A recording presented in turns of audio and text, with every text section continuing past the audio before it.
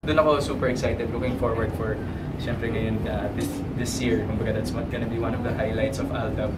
And parang regalo namin yun sa mga sumuporta sa amin. Naku, abangan yung trailer. Ano daw regalo mo kaya? Bibigyan mo daw ba ng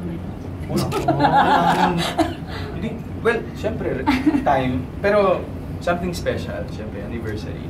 Kumbaga, surprise. So, maglalaan ka rin ng time para doon sa special day na yon.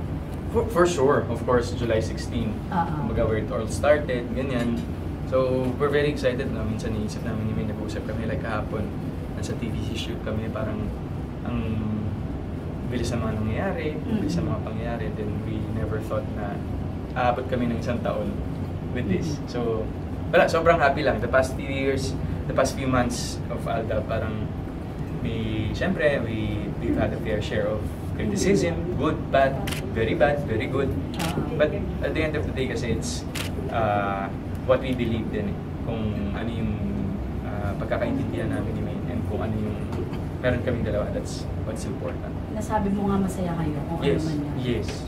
So,